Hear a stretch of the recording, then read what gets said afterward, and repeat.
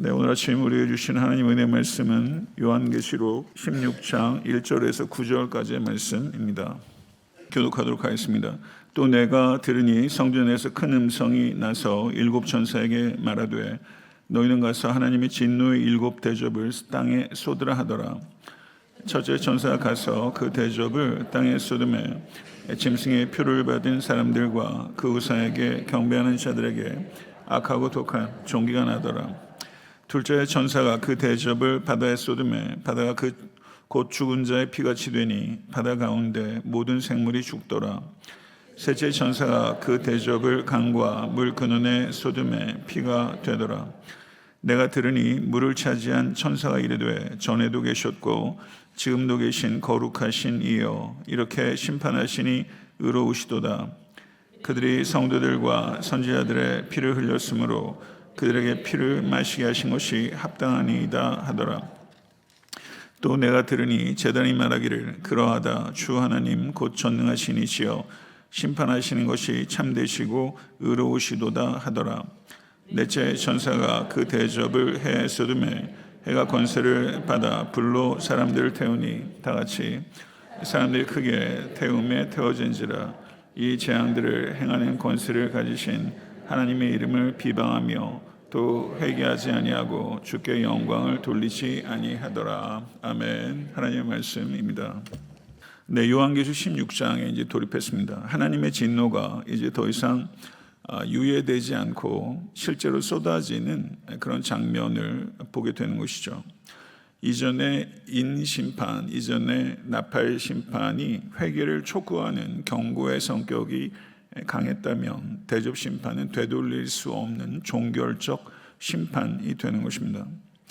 앞에 있는 인심판과 나팔 심판도 각각 크게 두 부분으로 나누셨었는데 여기에서도 대접 심판 역시 두 부분으로 구성되어 있습니다.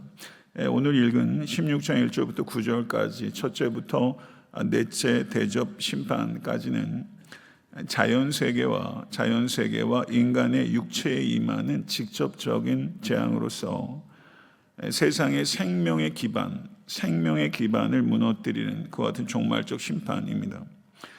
반면에 16장 10절부터 21절까지 다섯째부터 일곱째 대접 심판은 세상의 권세와 사탄적 질서에 집중된 그와 같은 심판이라고 할 수 있습니다. 1절의 내용은 이렇게 볼 수 있겠습니다. 1절의 키 센텐스는 저를 한번 따라해 보시죠. 심판은 공의의 완성이다. 심판은 공의의 완성이다. 이렇게 볼 수 있습니다. 그렇다면 대접 심판은 어떻게 시작될까요? 1절을 보시게 되면 또 내가 들으니 성전에서 큰 음성이 나서 라고 표현하고 있습니다. 심판을 누가 판단하십니까? 하나님께서 판단하십니다. 성전에서 큰 음성이 났다는 것은 하나님의 판단이라는 것이고 하나님의 명령이라는 것이고 큰 음성이 났다는 것은 심판의 시작을 알리는 엄중한 퍼블릭한 공개적인 공적인 선언이다. 이렇게 볼 수 있다는 것이죠. 일곱 천사에게 말하되 너희는 가서 하나님의 진노의 일곱 대접을 땅에 쏟으라. 이렇게 말하고 있습니다. 여기서 중요한 동사는 두 가지죠. 가서 쏟으라는 것입니다. 가서라는 명령은 지체 없이 심판을 집행하라라는 뜻이고 쏟으라라는 명령은 전면적으로 심판을 집행하라. 그런 뜻이 여기 있는 것입니다.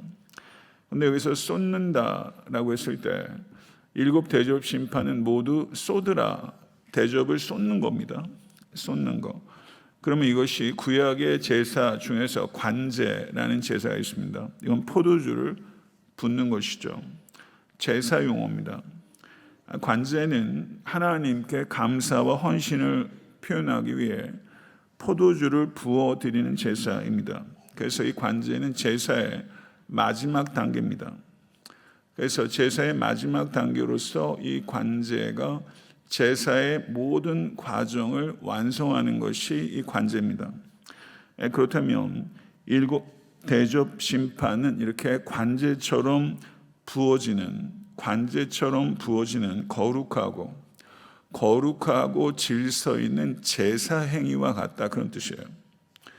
포도주가 제단 위에 부어지면서 마지막으로 부어지면서 제사를 완성하듯 하나님의 심판이 이 땅에 쏟아지면서 완성되는 것이 하나님의 공의가 완성된다는 것입니다.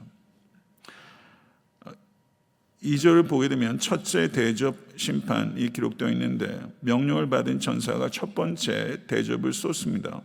첫째 전사가 가서 그 대접을 땅에 쏟음에 짐승의 표를 받은 사람들과 그 우상에게 경배하는 자들에게 악하고 독한 종기가 나더라. 그렇게 언급하고 있습니다. 악한 종기, 여러분 어디서 봤죠? 출애굽기에서 봤죠. 출애굽기 9장 10절 11절에 여섯 번째 재앙입니다. 애굽 사람들에게 임한 악한 종기 재앙과 분명히 연결되는 것입니다. 출애굽기의 재앙은 자연을 통한 재앙이지만 그것이 단순한 자연 현상이 아닙니다. 그것은 우상 숭배에 대한 하나님의 징벌이라고 할 수 있죠. 애굽의 신들을 하나님께서 치신 것입니다. 그리고 우상 숭배와 하나님의 백성을 억압하는 애굽이라는 세력, 애굽이 대표하는 그 제국에 대한 하나님의 공의로운 심판이 바로 출애굽 심판이라고 할 수 있죠. 그러면 여기에서 우리가 출애굽의 모티브, 새 출애굽의 모티브가 또 발견이 되는데요. 마찬가지로 하나님을 대적하고 짐승의 권세에 순종한 사람들에게 악한 종기의 재앙이 내렸습니다. 마찬가지로 악한 종기가 단순한 질병이 아니죠. 하나님의 심판이 누구를 향하고 있는가? 악한 종기가 모든 사람에게 다 발생한 것이 아니라 짐승의 표를 가지고 있는 사람에게만 발생한 것입니다. 그래서 짐승의 표를 가지고 있는 사람의 몸에 나타나는 악한 종기는 하나님께서 그들에게 정확하게 심판의 대상을 하나님께서 아신다는 거예요. 그래서 악한 종기가 몸에 찍는 낙인과 같다는 것이죠. 짐승의 표를 새긴 악인들의 몸에 하나님의 심판의 낙인이 찍힌 것입니다. 그래서 이 악한 종기는 단순하게 육체적 고통이 아니라 하나님께서 정확하게 심판의 대상을 알고 계시고 무작위로 심판이 임하는 것이 아니라 하나님의 인을 받은 성도들은 제외된다는 것입니다. 이것은 공의롭고 정당한 하나님의 행위라는 것이죠. 3절을 보게 되면 둘째 대접 심판이 나타나게 됩니다. 여기서 바다는 상징하는 게 문명의 기반을 상징하는 것입니다. 인간 문명의 기반을 상징하는 거예요. 대접이 첫째 대접이 짐승의 표를 받은 사람에게만 향했던 심판이었다면 둘째 대접은 세상의 문명의 기반인 바다에 쏟아지는 심판입니다. 3절을 보게 되면 둘째 천사가 그 대접을 바다에 쏟음에 바다가 곧 죽은 자의 피같이 되니 바다 가운데 모든 생물이 죽더라. 이렇게 말하고 있습니다. 이것도 다시 출애굽의 모티브가 있는 거죠. 출애굽의 첫 번째 재앙이 출애굽기 7장에 나일강이 어떻게 변했어요? 피로 변해. 뭐가 죽었어요? 물고기가 죽었죠. 악취가 진동하던 심판과 연결됩니다. 그런데 여기에서 계시록에서 말하는 이 심판은 그것과 비교할 수 없이 심각하죠. 나일강에서는 물고기만 죽었지만 여기는 바다에 있는 모든 생물이 죽었다고 말하는 것이죠. 이건 부분적인 경고가 아닙니다. 전면적인 심판이고 돌이킬 수 없는 상황이 된 것이죠. 그뿐만 아니라 여기에서 이 둘째 대접 심판은 출애굽 상황과 연결될 뿐만 아니라 둘째 나팔 심판과도 연결됩니다. 계시록 8장 8절에서 9절을 보게 되면 불붙는 산이 바다에 던져졌을 때 바다의 몇 분의 몇이 3분의 1이 피가 되어서 생명 있는 것들과 배들의 몇 분의 몇이 3분의 1이 파괴됐어요. 배들이 파괴됐어요. 바다의 3분의 1이 피가 됐어요. 그런데 여기에서 나팔 심판은 부분적인 심판이었죠. 그런데 여기에서 둘째 대접 심판은 어떻게 됐습니까? 모든 생물이 죽었다는 거예요. 모든 생물이. 회개할 기회조차 없이 종말의 심판이 진행된다는 것을 나타내는 것이죠. 그래서 이 바다가 어떤 의미가 있습니까? 로마 제국은 해상 무역에 대단히 의존하고 있는 그런 제국이죠. 에베소라는 도시 자체도 가보게 되면 예전에는 바다가 도시 바로 밑에까지 와 있어서 해상 무역이 굉장히 활발한데 바다가 뒤로 물러나면서 도시가 굉장히 쇠락하는 그걸 볼 수 있거든요. 결국 이 항구를 끼고 모든 것들이 무역이 이루어지는데 육지 무역은 한계가 있었고 그래서 식량과 재화의 유통이 지중해를 중심으로 한 바닷길을 통해서 열렸던 것입니다. 그렇기 때문에 이 바다가 파괴됐다는 것은 단순하게 자연재해와 바다의 먹거리가 파괴됐다는 것을 뛰어넘어서 문명의 지지 기반, 문명의 기반 자체가 완전히 무너졌다는 것입니다. 문명이 무너졌다는 거예요. 여기서 우리는 분명한 메시지를 들어야 됩니다. 인간은 자연의 창조주가 아니라는 것입니다. 이것을 통해서 생각해야 되는 것은 인간은 창조 세계를 맡은 청지기에 불과하다는 것이죠. 둘째 대접 심판은 바로 이와 같은 인간 문명에 대한 심판, 달리 말하면 인간 중심주의에 대한 하나님의 심판이고 세상의 질서와 번영, 세상 문명이 결국 그거니까요. 세상의 질서와 번영에 절대 가치를 두는 삶의 결과가 얼마나 허망한가 하는 것에 대한 심판이라고 할 수 있습니다. 이제 4절은 셋째 대접 심판입니다. 둘째 대접 심판이 문명의 기반에 대한 심판이라고 했죠.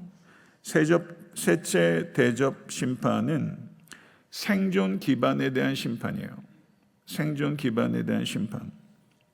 둘째 대접 심판으로 바다가 피가 되었다면 셋째 대접 심판에서는 강과 샘이 피로 변하게 됩니다.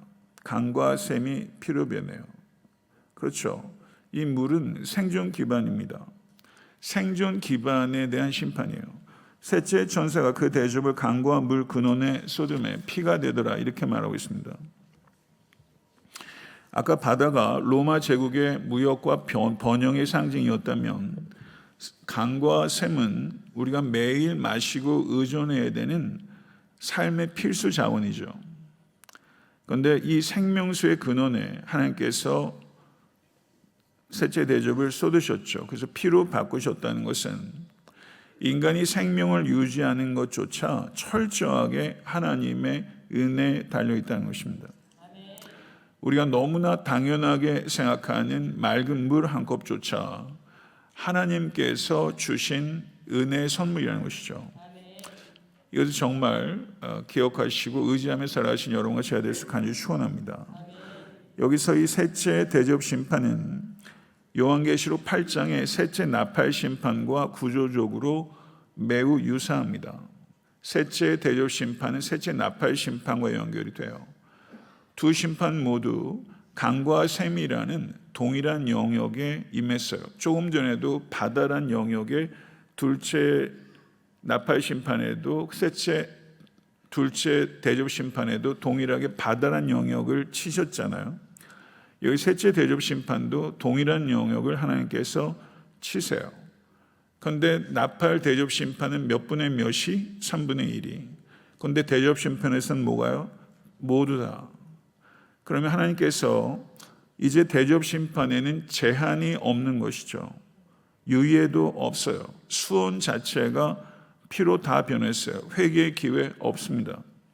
하나님께서 동일한 영역을 치셨어요. 동일한 영역을 치셨습니다. 왜 이렇게 됩니까? 인류가 경고를 무시하고 회개하지 않았기 때문에. 하나님께서 3분의 1만 치셨는데 그럼에도 불구하고 회개하지 않았기 때문에 이젠 더 이상 경고가 없이 종결되는 상황에 있다는 것이죠. 이것을 통해서 우리가 생각하는 것은 우리가 생명의 기반으로 삼는 것이 무엇인가 하는 것입니다. 우리가 생명의 기반으로 삼는 것. 여기서 하나님께서 그 강과 샘의 그 기원을 치셨지만 사실은 물을 치신 게 아니죠. 물을 치신 게 아니라 우리가 우리의 자립에 대한 교만을 치신 거예요. 사실 이 물은 인간의 교만을 치신 것입니다. 우리의 일상과 생존, 그리고 우리가 전적으로 의지하는 그 무엇, 그 물, 그걸 하나님께서 치신 것이죠. 하나님 외에 우리가 의지하는 그 무엇, 그것이 무엇인지를 찾아내시는 여러분과 제가 되어서 간절히 축원합니다. 5절부터 7절을 보게 되면 셋째 대접 심판과 넷째 대접 심판 사이에 찬양이 기록되어 있습니다. 찬양이 여기에서 이 급박한 흐름 속에 가운데 찬양이 여기에 끼어들어와요. 셋째와 넷째 사이에. 그리고 심판의 정당성에 대해서 찬양합니다. 여러분, 바다에 문명의 기반이 깨어지고 생존의 기반이 깨어졌을 때 사람은 왜? 라는 질문을 하게 되죠. 신정론, 하나님은 공의로우신가 하는 질문들을 갖게 됩니다. 이것은 신학적 질문이기도 하고 신앙적 질문이기도 합니다. 이것에 대해서 여기서 이와 같은 모든 하나님의 심판 행위가 정당하다는 것을 이야기하고 있는 것이죠. 5절을 보겠습니다.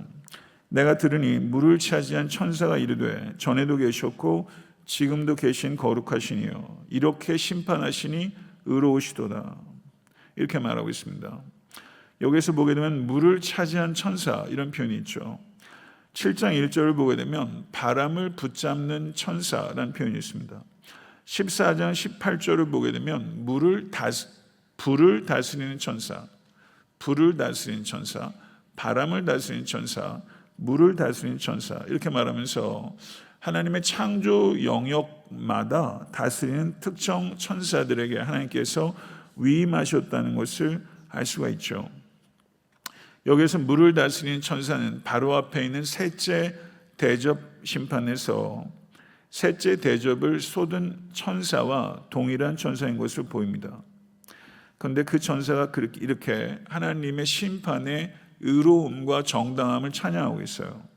그런데 뭐라고 말하냐면 전에도 계셨고 지금도 계신 거룩하시니요 이렇게 찬양하고 있습니다. 여기에 뭐가 하나 빠졌죠? 앞에서는 삼중적으로 하나님을 찬양했죠. 제가 한번 언급했습니다. 전에도 계셨고 지금도 계신 장차 오실. 근데 여기에서 장차 오실이 생략되고 있어요. 왜요? 이미 오셨기 때문에. 아멘. 하나님의 심판이 예언적 차원이 아니라 이제 현실이 됐기 때문에 장차 오실이라는 부분이 생략되고 있는 거예요. 우리가 언젠가는 이미 오실 주님을 경험하게 될 때가 있을 줄로 믿습니다. 여기서 주목할 것은 장차 오시라는 표현이 빠진 것인데요. 이미 오셔서 지금 심판하고 계신 분이라는 것이죠. 그렇다면 여기에서 왜 하나님의 심판이 의롭다라고 찬양받을 수 있는 것일까요? 6절을 보면 이렇게 언급하고 있습니다. 6절의 내용입니다.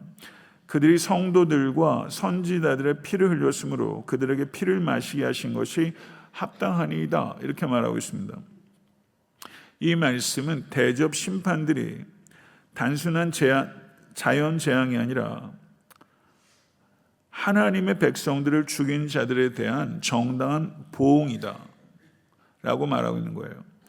여러분 기억하실 거라고 생각합니다. 계시록 6장 10절을 보게 되면 거룩하고 참되신 대주제여 땅에 거하는 자들을 심판하여 우리 피를 갚아주지 아니하시기를 어느 때까지 하시려 하나이까.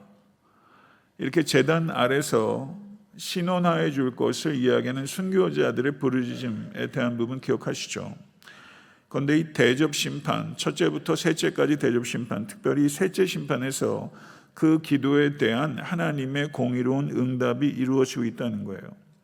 그래서 강과 샘이 피로 변하는 것은 이 셋째 심판은 하나님의 백성의 피를 흘린 자들에게 그 피를 마시게 함으로써 정의가 온전히 이루어진다라는 것을 표현한다는 것입니다. 7절을 보게 되면 심판의 정당성에 대해서 조금 전에 누가 찬양했습니까? 물을 차지한 천사가 찬양했죠. 여기에는 하늘의 제단이 말을 합니다. 하늘의 제단. 그러면 요한계시록에서 제단은 어떻게 기능합니까? 6장 9절을 보게 되면 성도들의 피가 이 제단에 모입니다. 그리고 8장 3절에서 5절을 보게 되면 성도들의 기도가 이 제단에 모여요.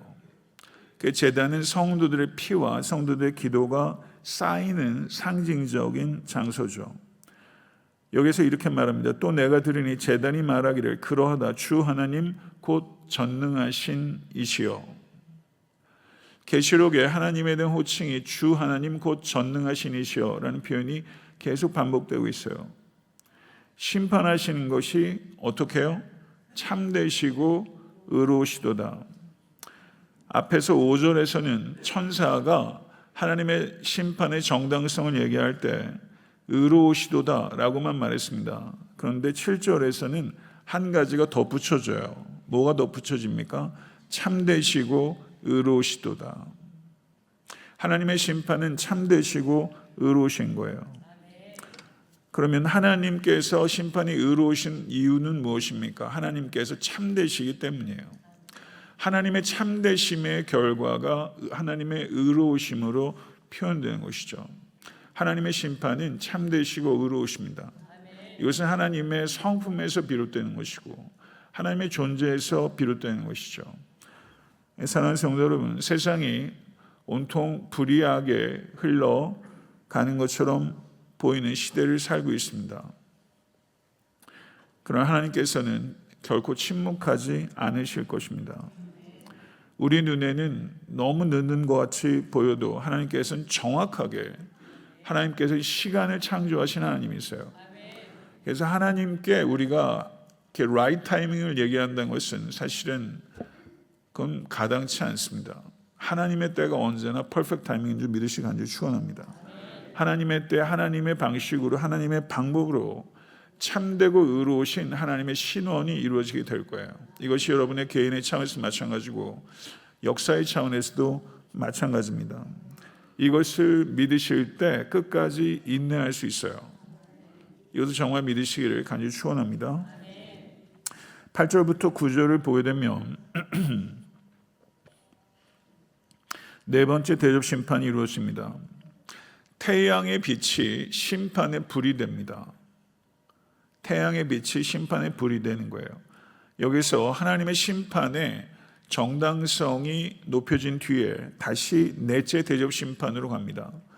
여기서 넷째 천사가 그 대접을 해 쏟음에 해가 권세를 받아 불로 사람들을 태우니 사람들이 크게 태움에 태워진지라. 이 재앙들을 행하는 권세를 가지신 하나님의 이름을 비방하며 또 회개하지 아니하고 주께 영광을 돌리지 아니하더라. 이렇게 말하고 있습니다. 태양은 본시 생명을 주는 것이죠. 생명을 주는 빛입니다. 그런데 여기에서 불덩어리가 돼서 생명을 태우는 도구가 되고 있어요. 해의 열기가 상상할 수 없을 만큼 강해져서 그 불로 사람을 태우는 정말 끔찍한 상황이 표현되고 있어요. 그런데 여기에서 더 끔찍한 것은, 더 무서운 것은 이와 같은 극심한 심판 가운데서도 사람들이 구절을 보세요. 회개하지 아니하고 주께 영광을 돌리지 아니하더라. 정말 끔찍한 것은 이거라는 거예요. 이와 같은 심판이 쏟아지고 있음에도 불구하고 인심판, 대접심판, 나팔심판, 대접심판을 통해서 이와 같이 점증적으로 지속적으로 가중해서 하나님의 심판이 나타나는데 회개 기회를 주시는데 회개하지 않고 하나님을 비방하는 것이 이거야말로 끔찍하다는 거죠. 여기서 비방하다라는 것은 단순하게 불평하는 것이 아닙니다. 하나님을 적극적으로 대적하고 반역하는 행위를 나타내는 것이죠. 그럼 하나님을 비방했던 존재가 누굽니까? 요한계시록 13장 6절에 적그리스도가 하나님을 비방했습니다. 적그리스도가 하나님을 비방했죠. 사랑하는 성도 여러분, 거기서 적그리스도는 하나님의 이름과 하늘에 거하는 자들을 비방했어요. 회개하지 않으면 자신도 모르게 적그리스도의 성품을 갖게 되는 거예요. 회개하지 않으면. 그래서 하나님을 비방하던 적그리스도와 같이 되는 것이죠. 그 세력의 일부가 되는 것입니다. 성도 여러분, 말씀을 맺도록 하겠습니다. 관제가 제사를 완성하는 것처럼 하나님의 심판이 하나님의 공의를 완성합니다. 이 땅에 하나님의 정의가 실현될 수 있도록 기도하고 그 일을 위해 삶을 드려야 합니다. 그러나 이 불의가 가득한 이 세상에서 언젠가 하나님의 정의가 완전히 실현될 것을 우리는 소망하는 것이죠. 세상의 권세와 가치를 따라 사는 자, 세상의 권세와 가치를 따라 사는 것이 짐승의 표를 가졌다는 의미죠. 그런데 짐승의 표를 가진 자를 실수하지 않고 하나님께서 악성 종기로 낙인을 찍으신다는 거예요. 그래서 성도 여러분, 두려워하지 마시길 간절히 소망합니다. 우리가 짐승의 표가 아니라 하나님의 인을 받은 자임이 아리까리 하시면 안 돼요. 그 부분에 있어서 아리까리가 적절한 표현 아닌지 모르겠지만 알쏭달쏭 뭐 이렇게 해야 되나? 안 돼요. 분명해야 됩니다. 한 사람도 예외 없이 경계선에 있으면 안 돼요. 하나님의 인을 받은 자라는 게 퍼펙트 라이프가 아니라 분명하게 드러날 수 있기를 간절히 소망합니다. 그래서 하나님의 인을 받은 자들이 확산될 수 있도록 우리가 복음의 통로가 될 뿐만 아니라 복음의 증거가 되어야 되는 것이죠. 하나님의 질서를 무시하고 세상의 번영에 절대 가치를 두는 삶, 바다에 기반한 인간 중심의 문명, 하나님께서 그 모든 것들을 완전히 허무실 때가 올 거라는 것. 그리고 하나님의 심판은 성도님들의 기도에 대한 거룩한 공의로운 응답이라는 것. 그래서 하나님은 참되시고 의로우신 하나님이시라는 것. 이것을 기억하시기 간절히 축원합니다. 그래서 그 다음에 극심한 심판 중에도 어떻게 해요? 극심한 심판 중에도 회개하지 않고 오히려 비방하는 사람들이 더 많아진다는 것. 더 많아진다는 것. 그래서 이런 사람들이 더 많아지는 것에 대해서 너무 놀라지 마세요. 너무 놀라지 마세요. 이것을 기억하시고 낙심하지 말라는 얘기입니다. 심판도 두려운 것이지만 정말 두려운 게 뭐냐면 심판보다 두려운 것은 인간의 강팍함이에요. 인간의 강팍함이에요. 우리 자신을 되돌아볼 수 있게 원합니다. 우리가 여러분 종교 생활을 하면 강팍해져요. 신앙 생활을 하면 유연해지는 겁니다. 그래서 신앙의 연조가 쌓이면 쌓일수록 강팍해져서는 안 됩니다. 늘 말씀 앞에 서서 영성이라는 것은 항상 초보로 돌아가는 거예요. 초보로 돌아가는 것. 이건 성도님들에게도 목회자에게도 항상 필요한 거예요. 그래서 초보자의 마음을 갖는 것, 배우려는 마음을 갖는 것, 회개할 수 있다는 것, 회개가 안 되는 것이 가장 위험한 것입니다. 이것을 깊이 기억하시고 사랑하는 성도 여러분, 강팍해지지 않는 우리 모두가 될 수 있기를 간절히 축원합니다. 항상 강팍함이 아니라 목마름을 가져야 돼요. 목마름. 아멘.